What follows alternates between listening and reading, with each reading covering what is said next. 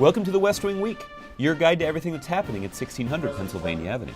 This week, the President gave a major address on the defining issue of our time, restoring economic security to the middle class. He also hosted former President Clinton, the Canadian Prime Minister, and Startup America, honored 5 giants from the art world, and urged Congress to extend the payroll tax cut. That's December 2nd to December 8th, or the Obamas of Osawatomie. I have roots here.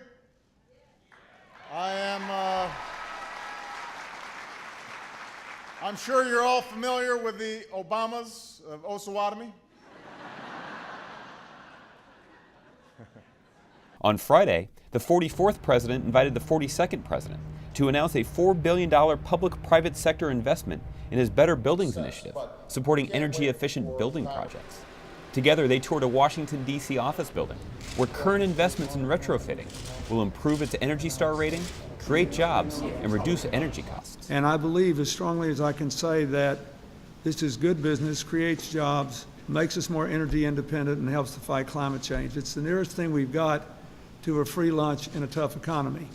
And when millions of construction workers have found themselves out of work since the housing bubble burst, it will put them back to work doing the work that America needs done. So this is an idea whose time has come. On Sunday, December 4th, the President and First Lady welcomed the 5 honorees from the 34th Annual National Celebration of the Arts to the White House. Barbara Cook, Neil Diamond, Sonny Rollins, Meryl Streep, and Presidential Medal of Freedom recipient and something of a White House regular, Yo-Yo Ma.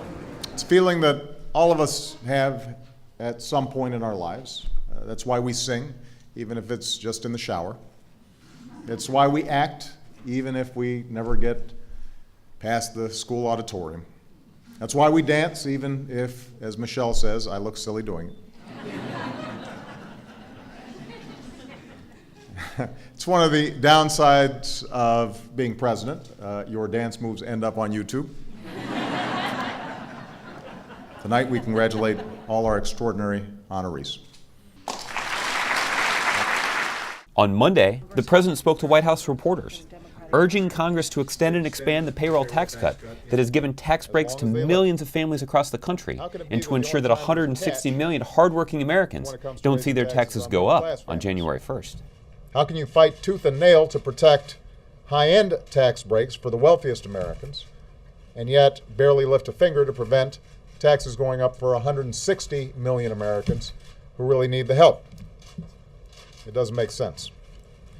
Now's the time to make a real difference in the lives of the people who sent us here. So let's get to work. The White House also unveiled a countdown clock on whitehouse.gov, so everyone knows just how much time Congress has left to act to ensure taxes don't go up. On Tuesday, the President traveled to Osawatomie, Kansas, where just over 100 years ago, President Teddy Roosevelt called for a new nationalism, where everybody gets a fair shot, pays their fair share, and can count on a fair shake. This is a make or break moment for the middle class and for all those who are fighting to get into the middle class. After all that's happened, after the worst economic crisis, the worst financial crisis since the Great Depression, they want to return to the same practices that got us into this mess. And their philosophy is simple. We are better off when everybody's left to fend for themselves and play by their own rules. I am here to say they are wrong.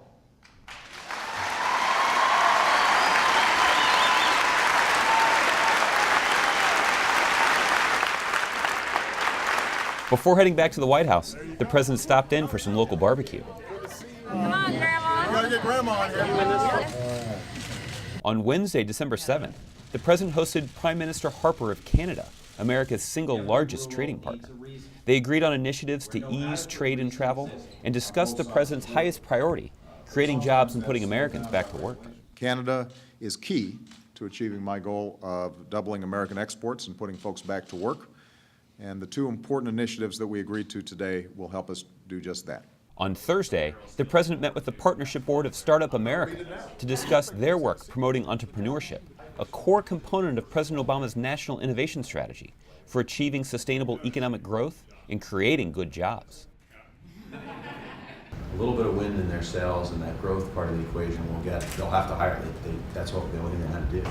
And I actually think that we should be trying to figure out how to have 10 to 20 Silicon Valleys within the U.S. The president then headed back to the White House briefing room to tell reporters that despite Republican obstruction in the Senate, he would keep pressing for a robust and fully staffed Consumer Financial Protection Bureau that would keep credit bureaus and payday lenders in check while leveling the playing field for working families. My response to them is, just do the right thing. Focus on the American people, focus on the economy right now. Get it done. Meanwhile, in the Sunshine State, Vice President Biden made a surprise stop at Naval Station Mayport in Jacksonville as sailors returned from overseas missions and celebrated their homecoming with their families.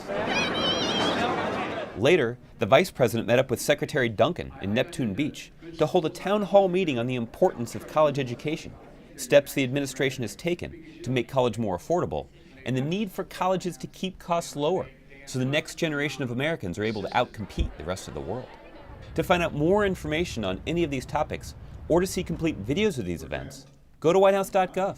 And thanks again for checking out your West Wing Week. We're going to have to get you a permanent room around here. The blue room, the red room, and the Yo-Yo Ma room. We keep inviting him, and for some reason he keeps on coming back.